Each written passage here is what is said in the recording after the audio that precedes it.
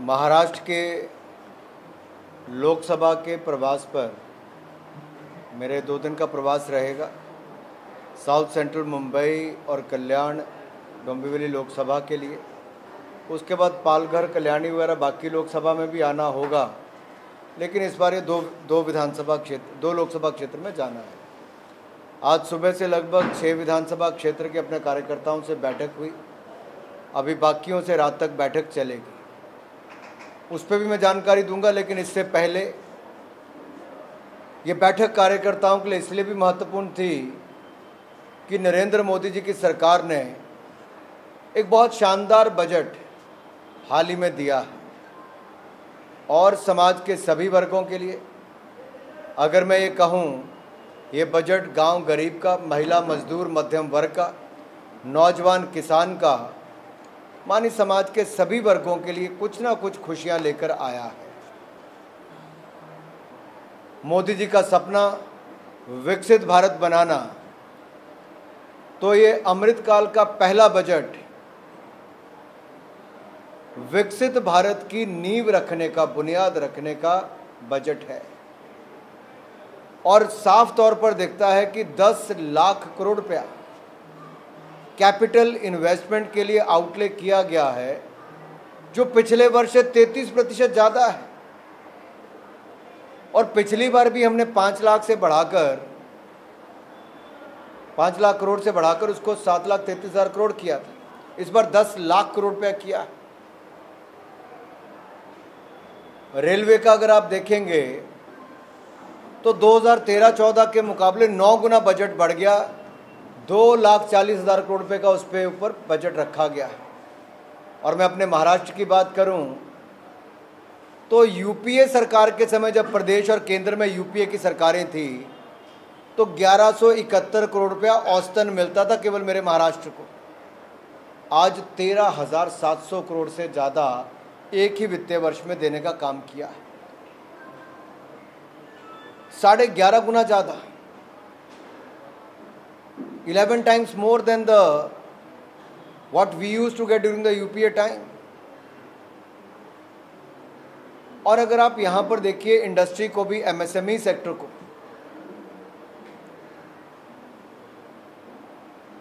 Covid के समय emergency credit guarantee scheme हम लेकर आए। 5 लाख करोड़ रुपया कम ब्याज दर पर हमने देश के छोटे सूक्ष्म लघु उद्योग के लिए हमने देने का काम किया। 20% एडिशनल वर्किंग कैपिटल था, उससे हमारा उद्योग बचा भी और बढ़ा भी। जिनकी 15,000 से कम तनख्वाह थी, उनकी तनख्वाह देने का काम भी मोदी सरकार ने किया, जिसके 100 तक एम्प्लॉयज़ थे। उसका लाभ कहाँ पे मिला? भारत की अर्थव्यवस्था बची भी और आगे बढ़ी भी। India is the fastest growing economy among the large economies in the world. और इस साल भी जहां दुनिया की सबसे तेज़ी से बढ़ने वाली अर्थव्यवस्था भारत होगी 7% की दर से, वहीं भारत 10वें नंबर से 5वें नंबर की अर्थव्यवस्था बना है। अब एक और सुविधा माइक्रो, स्मॉल, मीडियम एंटरप्राइजेस के लिए कि जो क्रेडिट लाइन उनके लिए अवेलेबल होगी क्रेडिट गारंटी के माध्यम से, 2 लाख करोड़ रुपया वो उपलब्ध होगा, ताकि उनका उद्योग और विस्तार हो सके। दुनिया भर की निगाहें हिंदुस्तान की ओर है कि यहाँ पर आएँ, यहाँ पे निवेश करें। इसी तरह से किसानों के लिए भी 20 लाख करोड़ रुपया किसान क्रेडिट उपलब्ध होगा, पशुपालक के लिए, मत्स्य पालन के लिए, डेयरी के लिए। ये पहले से बहुत ज़्यादा है। और 6,000 करोड़ रुपये की फिशरीज़ के लिए सब स्कीम अलग से लेकर आए, ये भी हमने वहाँ पे किया है। और अगर आप गरीबों के लिए देखोगे तो 80 करोड़ गरीबों को 28 महीने तक मुफ्त में अनाज देने का काम मोदी सरकार ने किया। और अब अगले 1 साल तक उनको कोई पैसा गरीब को नहीं देना पड़ेगा और मुफ्त अनाज देने का काम मोदी सरकार करती रहेगी। इसके अलावा अगर आप अभी तक देखें तो 11 करोड़ से ज़्यादा किसानों को 2,26,000 करोड़ रुपये हम दे चुके हैं PM किसान सम्मान निधि में, जिनमें से महिला किसान भी बहुत बड़ी संख्या में है। और ग्रामीण घरों में 9 करोड़ नलके लग चुके हैं। 2019 तक केवल 3-3.5 करोड़ घरों में, तो 6 करोड़ घरों में हमने नए लगा दिए हैं। और यही नहीं, 47 करोड़ से ज़्यादा बैंक खाते खुलवाए। उज्ज्वला योजना गैस सिलेंडर 9.5 करोड़ से ज़्यादा दे दिए। 220 करोड़ वैक्सीन मुफ्त में लगाने का काम किया। ये मैं बता रहा हूँ जो मोदी सरकार के समय हुआ। इसी तरह से ही ट्राइबल्स के लिए 740 एकलव्य स्कूल खोले जाएंगे। 3.5 लाख बच्चों को सुविधा मिलेगी पढ़ने की और 38,000 टीचर्स को उनमें भर्ती करने का अवसर मिलेगा। हमारी स्मार्ट सिटीज़ की बात करें तो महाराष्ट्र में काफ़ी ज़्यादा उसमें आती हैं। अगर मैं, जैसे मैंने रेलवे का बताया कि 11 गुना ज़्यादा महाराष्ट्र को लाभ मिला, तो उसी तरह से अगर आप देखें तो हमारी सड़कों के क्षेत्र में भी ministry of road transport and highway, जो नितिन गडकरी जी हमारे महाराष्ट्र से ही देश के मंत्री हैं, 2014 में 25,360 करोड़ रुपया बजट था। इस साल बढ़कर 2,70,000 करोड़ से ज़्यादा हो गया, मोर देन 10 टाइम्स। और इसका लाभ महाराष्ट्र को कैसे मिला? 521 प्रोजेक्ट आपके लिए मंजूर हुए, 82,360 करोड़ रुपये उसकी लागत है और 12,000 किलोमीटर सड़क बनेगी। NHAI 128 किलोमीटर 128 मंजूर हुए और इनकी कुल लागत 87,000 करोड़ रुपया आएगी।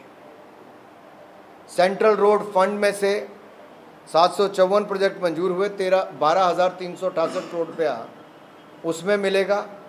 कुल मिलाकर मोदी सरकार में 1,403 प्रोजेक्ट सड़कों के, नेशनल हाईवे के मंजूर महाराष्ट्र के लिए हुए। इसकी कुल लेंथ 18,000 किलोमीटर है और 1,81,728 करोड़ रुपया इसके ऊपर खर्च आएगा, जो आज तक का रिकॉर्ड है। प्रधानमंत्री ग्रामीण सड़क योजना इसके अलावा अलग से है, मैं उसका उल्लेख यहाँ पे नहीं कर रहा। अब इसी तरह से शहरों की बात महाराष्ट्र की करें तो 2015 से लेकर अब तक 1536 प्रोजेक्ट मंजूर हुए। इसमें से 15,11,000 से ज़्यादा घर मंजूर हुए हैं और 1,88,339 करोड़ रुपये इसके लिए फाइनेंशियल इन्वेस्टमेंट होगी। स्मार्ट सिटीज़ के लिए जो 8 स्मार्ट सिटीज़ हैं उनके लिए कुल प्रोजेक्ट कॉस्ट 17,894 करोड़ रुपया है और गवर्नमेंट ऑफ इंडिया, स्टेट इन्होंने 5,129 करोड़ रुपया उसमें दिया है। गवर्नमेंट ऑफ इंडिया ने कुल मिलाकर 2,993 करोड़ रुपये इसके लिए सैंक्शन कर दिया है। स्वच्छ भारत मिशन के अंतर्गत भी लगातार पैसे इसके लिए मंजूर किए गए। अमृत योजना में भी 11 शहरों के लिए अलग अलग योजना इसके लिए मंजूर की गई। अब शहरों में जो हमारे रेडी फड़ी वाले हैं, जो छोटे छोटे स्टॉल्स लगाते हैं, अपनी आजीविका उनकी रोज़ की दिहाड़ी पर निर्भर करती है। स्वनिधि योजना जब हम इनके लिए लाए तो कुल मिलाकर 5,22,590 लोन्स इनके लिए सैंक्शन हुए, जिनमें से लगभग 3,70,000 को पैसा मिल गया जिन्होंने इसको यूज़ किया और इनको सारा पैसा डिस्पर्स भी कर दिया गया है। अर्बन ट्रांसपोर्ट के लिए मेट्रो का भी जहां एक और शुरुआत हुई, अभी मोदी जी ने एक नहीं 2-2 वंदे भारत अगर किसी एक राज्य को एक साथ मिली तो महाराष्ट्र को वो देने का काम भी मोदी जी ने किया है। मैं नागपुर पुणे में सब पे जाऊंगा तो बहुत लंबा हो जाएगा, लेकिन मैं इतना जरूर कहूँगा मित्रों, हमने पुणे के लिए 1,206 करोड़ रुपया पुणे मेट्रो के लिए, 492 करोड़ रुपया मुंबई मेट्रो के लिए, नागपुर के लिए 118 करोड़ और 2,000 करोड़ रुपया बुलेट ट्रेन के लिए ये अलग से दिया है। लंबे आंकड़े हैं, आपके लिए थोड़ा ज़्यादा हो जाएगा, लेकिन सबसे बड़ी बात जो हमारे किसान हैं, शुगर केन फार्मर्स हैं, इनके लिए बड़ी राहत दी है। जो अभी हमने वेवर किया है टैक्स का FRP पे, अभी महाराष्ट्र की सरकार ने उस पर आप सबको जानकारी भी दी और 10,000 करोड़ रुपये तक का ये वेवर है। ये अपने आप में बड़ी लंबे समय से मांग थी, किसी ने नहीं किया, मोदी सरकार ने वो भी किया है। ये जो हमारी प्राइमरी एग्रीकल्चर क्रेडिट सोसाइटीज़ हैं, उनमें से 1 लाख पैक्स में से 21,000 से ज़्यादा महाराष्ट्र में है। इन सब का कंप्यूटराइज करने के लिए भी हज़ारों करोड़ रुपए का खर्चा किया जा रहा है, इसका लाभ भी मिलेगा। और इसके जो मार्केट लिंकेज करना, उसमें भी महाराष्ट्र की सोसाइटीज़ को मुझे लगता है देश में सबसे ज़्यादा लाभ मिलेगा, तो महाराष्ट्र की सोसाइटीज़ को मिलने वाला है। फिशरी सेक्टर के लिए, कोस्टल लाइन के लिए भी 720 किलोमीटर की कोस्ट लाइन जो महाराष्ट्र की है, इसमें टूरिज़्म और फिशरीज़ को बढ़ावा देने के लिए जहां एक और 6,000 करोड़ का सब स्कीम फिशरीज़ की हम ला रहे हैं, वहीं पे कोस्टल हाईवे पे हम बना रहे हैं, वो भी एक आपके लिए उसमें बढ़ोतरी हम करेंगे। बहुत सारी और योजनाएं अगर आप कहते हो तो मैं आपको पूरी बजट के बारे में बताऊं। मैं 2 बातें ज़रूर युवाओं के बारे में कहना चाहता हूं और महिलाओं के बारे में। महिलाओं के बारे में पीएम महिला सम्मान बचत पत्र, महिला सम्मान बचत पत्र 2 लाख रुपए तक बेटियां, महिलाएं कोई भी जमा कराएं, उनको 7.5% ब्याज मिलेगा। अपने आप में बहुत आकर्षण बढ़ा है। दूसरा, सेल्फ हेल्प ग्रुप से 9 करोड़ महिलाएं जुड़ी हैं, उनकी मार्केट लिंकेज करना, उनको टेक्नोलॉजी से जोड़ना, बैंकों से उनको 20 लाख रुपए तक का लोन उपलब्ध करवाना, इस तरह की बहुत सारी योजनाएं वो महिलाओं के सशक्तिकरण के लिए काम करेंगी। युवाओं के लिए प्रधानमंत्री कौशल विकास योजना में artificial intelligence, coding, 3D printing, internet of things, machine learning, इन सब पे उनको सिखाया जाएगा और प्रशिक्षण उनको मुफ्त में मिलेगा, स्किलिंग मिलेगी। 30 स्किल इंडिया इंटरनेशनल सेंटर पूरे देश के अलग अलग कोनों में बनाए जाएंगे। 3 centre of excellence artificial intelligence पे बनाए जाएंगे। 47 लाख युवाओं को स्टाइपेंड देने का काम मोदी सरकार करेगी। और खेलों का बजट जो कांग्रेस के समय 960 करोड़ रुपए था 2014 में, वो बढ़ाकर 3,397 करोड़ रुपए कर दिया है, जो लगभग 3 गुना से ज़्यादा है। इसी तरह से ही सीनियर सिटीजन का जो 15 लाख रुपए तक की बचत की लिमिट थी, उसको 30 लाख रुपया भी कर दिया है, दुगना कर दिया। ये कुछ सेक्टर्स के बारे में मैंने आपको बताया। बाकी आपको कोई और जानकारी चाहिए हो तो स्टार्टअप्स भी युवाओं से जुड़े हैं, और भारत की स्टार्टअप्स 7 साल पहले कहीं नहीं थी। आज दुनिया का तीसरा सबसे बड़ा स्टार्टअप इकोसिस्टम भारत बना है। We have more than 90,000 startups today. 107 unicorn है, यानी कि एक कंपनी की वैल्यूएशन कम से कम 8,000 करोड़ रुपये आज है। लगभग 2.5 लाख करोड़ रुपए की वैल्यूएशन इन कंपनियों की है, ये युवाओं ने करके दिया है। अब इनके लिए हमने इनकम टैक्स का बेनिफिट फिर बढ़ा दिया 1 साल के लिए। लॉस बुक करना हो या कैरी फॉरवर्ड करना, वो सुविधा भी दे दी है। और नए एंटरप्रेन्योर बन सके, उस दिशा में भी हमने और काम किया है, ताकि हमारे युवा और आगे बढ़कर आ सकें। चलिए सर जी।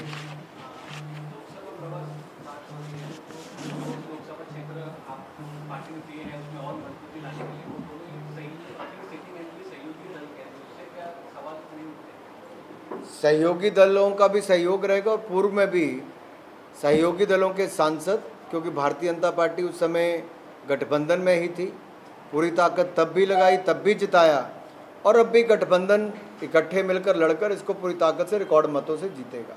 ये दोनों सीटें जो है, क्या बीजेपी यहाँ पर अपनी ताकत चढ़ोल रही, कितनी ताकत है? एक दूसरा, क्या आप जो सहयोगी दल के साथ खेला करने वाले हैं क्या? इस तरह की चर्चा यहाँ पर। मैं एक बात कहूँ कि भारतीय जनता पार्टी ने गठबंधन धर्म को सदा निभाया है और लगातार संगठन को मजबूत करने का भी काम किया है। भारतीय जनता पार्टी कार्यकर्ताओं की पार्टी है।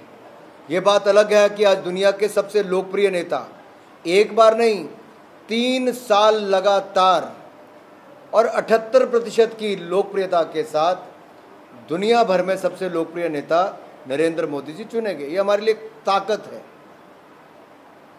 और आज भी एक के बाद दूसरा सर्वे देखा जाए, मोदी जी बहुत लोकप्रिय है, देश उन पर विश्वास करता है।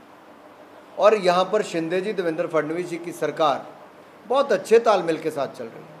हम महाराष्ट्र के विकास के लिए पूरी तरह समर्पित हैं। सत्ता हमारे लिए सेवा का एक साधन है, एक मार्ग है।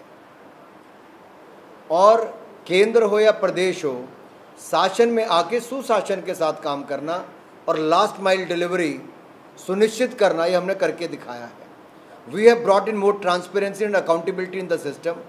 We have ensured the last mile delivery, और ये पारदर्शिता सुशासन हम महाराष्ट्र से लेकर केंद्र तक लगातार बनाए रखे हैं और गरीब के कल्याण के लिए लगातार समर्पित रहे हैं।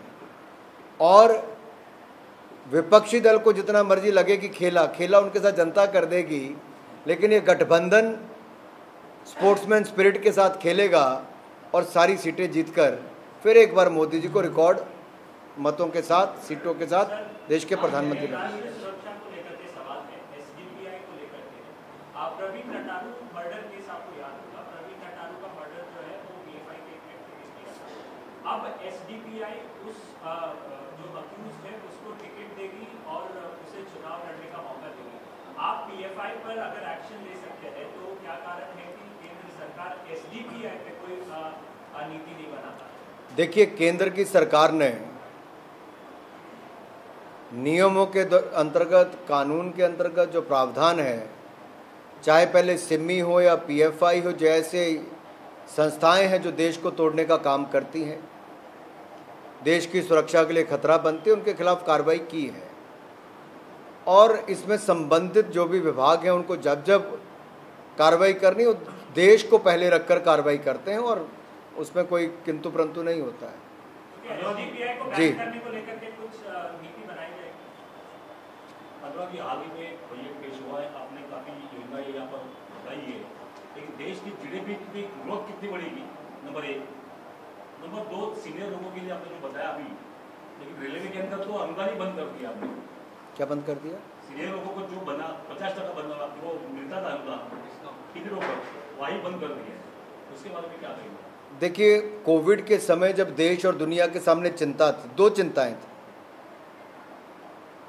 जान कैसे बचाएं और अर्थव्यवस्था कैसे बचाएं।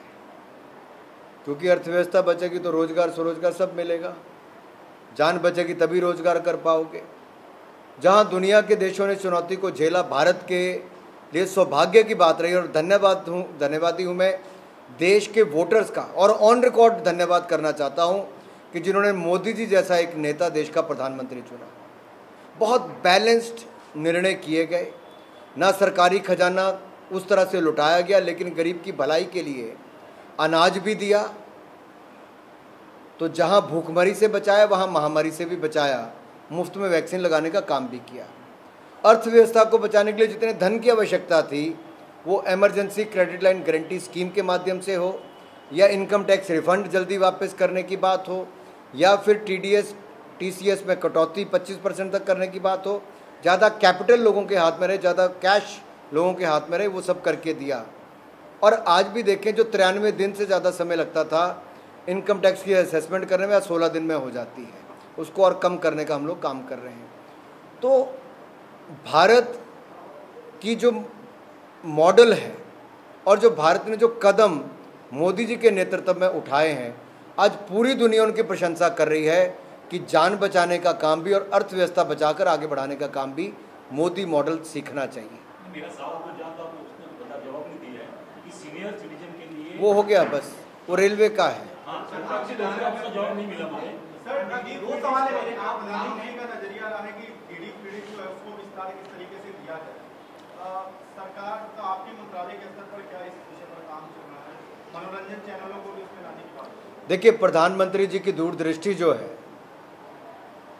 कि किस तरह से जो सरकारी प्लेटफॉर्म है, देखिए ऑल इंडिया रेडियो, मुझे लगता है रेडियो का ज़माना एक तरह से जाने वाला था, लेकिन मन की बात के कारण रेडियो एक बड़ा आकर्षण बन गया।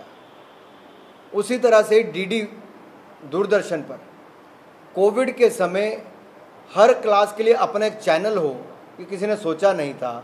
मोदी जी ने कहा, और रिकॉर्ड समय के अंदर पहली कक्षा से 12वीं कक्षा के लिए हर किसी के लिए अपना चैनल मिला। बच्चों को ग्रामीण क्षेत्र में उससे शिक्षा मिल पाई।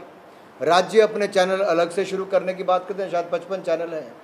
और इसके अलावा अब तो इतना तेज रुझान जनरल एंटरटेनमेंट चैनल्स का भी, न्यूज़ चैनल के अलावा जनरल एंटरटेनमेंट का भी इतना भी डीडी फ्री डिश के ऊपर हुआ है, क्योंकि करोड़ों लोगों की उनको एक बार व्यूअरशिप मिलती है, उनके घरों तक पहुंचने का मौका मिलता है। इसमें एक बड़ा इंटरेस्टिंग हमने कदम उठाया है, अभी उसका फाइनल निर्णय होना है क्योंकि वो गया है आगे। मैंने अपने डिपार्टमेंट से एक शुरुआत की कि इनबिल्ट सैटेलाइट ट्यूनर आपके टीवी के अंदर आ जाएगा तो आपको सेट टॉप बॉक्स नहीं लगाना पड़ेगा। आप अपने रिमोट से सीधा चैनल चेंज कर सकते हो और 200 से ज़्यादा चैनल जितने आपके टीवी पे आते हैं आप उतने सीधे डायरेक्टली सैटेलाइट के साथ आप जुड़ पाओगे। वो एक बड़ा लाभ होगा और ये क्रांतिकारी कदम है उस दिशा में। इससे बड़ा बदलाव होगा, गरीब के पैसे बचेंगे और ज़्यादा चैनल्स को हम सीधा लोगों के घरों तक पहुंचा पाएंगे।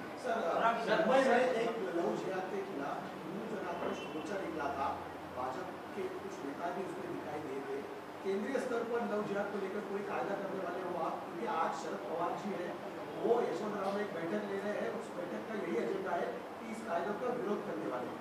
तो भाजपा की क्या है? चलिए अगला सवाल। मनोरंजन का जिक्र किसी और का सवाल नहीं आया तो फिर बीजेपी कितनी सीटें महाराष्ट्र में जीतेगी लोकसभा? सारी की सारी, बावनकुळे जी ने सब पे भारी। 45 का मिशन दिया है, आपका 48 का मिशन है। सॉरी, स्टेट प्रेसिडेंट ने 45 का मिशन दिया है, आपने कहा कि हम पूरी सीटें जीतेंगे। भाई हम तो क्यों कोई एक सीट हारना चाहेगा? कोई नहीं हारना चाहता। लेकिन सांसद संजय राउत ने आज टिप्पणी की, उन्होंने कहा कि महाराष्ट्र के जो सीएम है वो टॉप 10 में भी नहीं है, तो ऐसे में आने वाले चुनाव में उनको देखिए जनता वोट नहीं देगी, बीजेपी नहीं जीत पाएगी। आप सीरियसली लेते हो?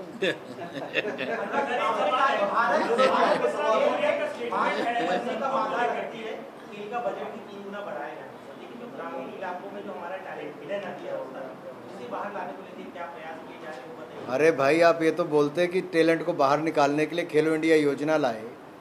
खेलो इंडिया यूथ गेम्स का आयोजन हुआ और वो मध्य प्रदेश में 5,812 खिलाड़ी उसमें भाग लिए। कुल मिलाकर 10,000 ऑफिशियल और खिलाड़ी थे और देश के 36 राज्य यूनियन टेरिटरीज में महाराष्ट्र नंबर 1 पर आया है, सबसे ज़्यादा मेडल जीत के। इसके लिए महाराष्ट्र के सभी खिलाड़ियों को, युवाओं को बधाई। और हमने ट्रेडिशनल गेम्स को भी अब नेशनल गेम्स बनाने का काम किया है। मलखम्ब, योगासना, कलारीपट्टू, थांगटा, गटका। मैं ये कहना चाहता हूँ जैसे हमने ट्रेडिशनल गेम्स को नेशनल बनाया, हम इसको इंटरनेशनल गेम्स भी बनाकर दिखाएंगे। और फिल्मों के जगत में भी हमने रीजनल सिनेमा नहीं, अब रीजनल से नेशनल और इंटरनेशनल भी कंटेंट की ताकत पर आगे बढ़ाने का काम किया। ये आपका लास्ट है कि सबका लास्ट है? मेरा लास्ट सवाल है। मुंबई पालिका के लिए भाजपा का मिशन है 150 जगह, विधानसभा के लिए 200 जगह का है, लोकसभा के लिए भाजपा का क्या मिशन है? भाई जो पार्टी एक मिशन रखती है, आपने कहा प्रदेश अध्यक्ष ने 45 का मिशन रखा, आपने ये कहा। हम मानते हैं भाई मिशन में सब अपना योगदान करेंगे। लोकसभा चुनाव को लेकर प्रसाद मौर्य कह रहे हैं लोकसभा चुनाव को लेकर आपके यहाँ पे काफी चर्चा हो रही है, आपके नाम की काफी चर्चा हो रही है महाराष्ट्र के अंदर। क्या आप कौन से क्षेत्र से आप चुनाव करेंगे? मैं, आपने मेरी जड़ें खोद ली कि मैं भी महाराष्ट्रियन हूँ, पता चल गया आपको? आपके नाम की चर्चा चल रही थी, पूछ रहा हूँ। किसने कहा? आदित्य ठाकरे ने चैलेंज सीएम को दिया है, आदित्य ठाकरे ने आपको चैलेंज दिया तो आप स्वीकार करोगे? अरे चैलेंज तो हम कहीं पे भी स्वीकार करने के लिए तैयार हैं। हमारे पास महाराष्ट्र को कोई भी कार्यकर्ता आदित्य ठाकरे को किसी दिन हरा देगा। उसके लिए अनुराग ठाकुर को आने की क्या जरूरत है? हमारा कोई कार्यकर्ता भारी पड़ेगा भाई। अरे जो अपनी पार्टी में नहीं संभाल पाए, अपनी पार्टी से बाहर हो लियो, क्या का बात करते हो आप?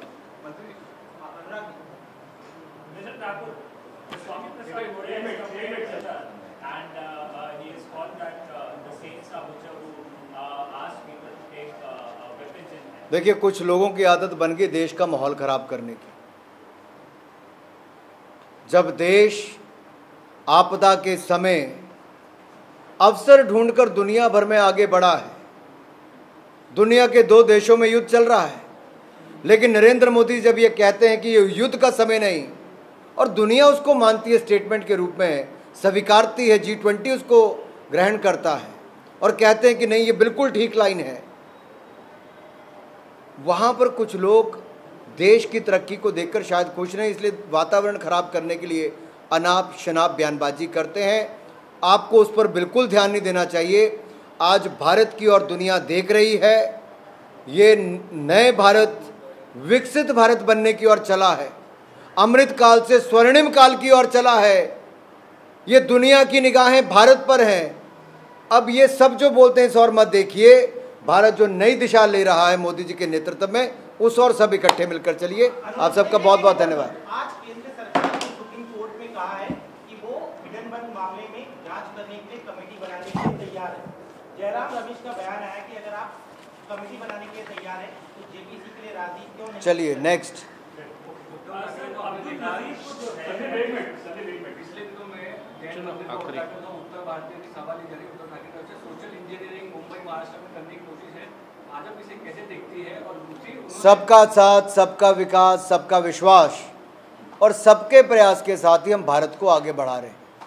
समाज के सभी वर्गों को अगर हम किसी तक रीच आउट करते हैं तब आप कहते हो क्यों रीच आउट करते हो, ना करें तो आप कहते हैं आप इस तक पहुंच नहीं पाते। भाई क्या चाहते हो? हम तो सबको साथ में लेकर चलते हैं और लेके चलना चाहते हैं।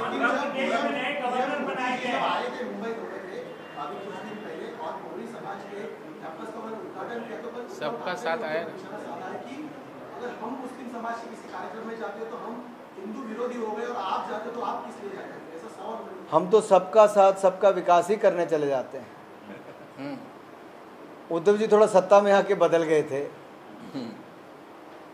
मूल ढूंढने रहे। सर एक सवाल है, अंतिम सवाल है मेरा। अब्दुल नजीर पूर्व सुप्रीम कोर्ट जज, उनको आंध्र प्रदेश का गवर्नर बनाया गया है। विपक्ष आपको किसी भी काबिल व्यक्ति को कोई भी जिम्मेदारी दी जा सकती है। किसी की काबिलियत पे कोई प्रश्न चिन्ह खड़ा नहीं होता है। और आप आज़ादी के समय से लेके अब तक देखेंगे, उदाहरण के तौर पर तो पुराने बहुत निकलेंगे आपके पास। सर आप मुंबई शहर में आए, शायद दूसरी बार आए, ये शहर आपको कैसा लगा? मैं पिछले 22 साल से यहीं पे आ रहा हूँ। मैं 1994 में पहली बार आया था। जब भी आते हैं आप जैसे मित्र मिलते हैं, बहुत अच्छा लगता है। चाय के प्याले पे दो बातें हो जाती है, चाय पे चर्चा हो जाती है। चलो लास्ट, ये लास्ट प्रचार किया जाता है, आपने इसको लेकर डिफेंड भी किया है कि ऐसे नहीं होनी चाहिए। क्या केंद्र सरकार को ऐसी नीति बनाएगी ताकि इस तरह के जो बाइकआउट जाएंगे उन पर लगाम लग सके? ये लोकतंत्र है भाई, अभिव्यक्ति की आज़ादी है। आप अपनी बात रख सकते हैं, कटुता ना हो, बस इतनी ही चिंता करें। महाराष्ट्र में विपक्ष ये आरोप लगा रहे हैं कि ये चुनावी बजट है, कर्नाटक और गुजरात को काफी कुछ दिया गया है और महाराष्ट्र को इग्नोर किया गया है। अभी बताया है ना 1.5 साल। आप अगर कुल मिलाकर देखेंगे, मैंने आपको आंकड़े बताए और मैं खुली चुनौती देता हूँ, खुली चुनौती, कांग्रेस हो या उद्धव जी की पार्टी का क्या नाम है आजकल? उद्धव ठाकरे शिवसेना। अच्छा, तो चलो जो भी नाम है, उद्धव जी की पार्टी के लोगों को भी, और फिर कौन बचे, और एनसीपी भी है यहाँ पे, कोई भी विपक्ष के लोग हैं, वो अपने कालखंड के 10 साल निकाल लें, 2004 से 14 तक के। केंद्र की सरकार ने महाराष्ट्र को क्या दिया और मोदी जी की सरकार ने महाराष्ट्र को इस 1 साल में ही क्या दे दिया। दूध का दूध, पानी का पानी हो जाएगा। जब आंकड़े सामने आएंगे, इनमें से कोई नेता खड़ा नजर नहीं आएगा।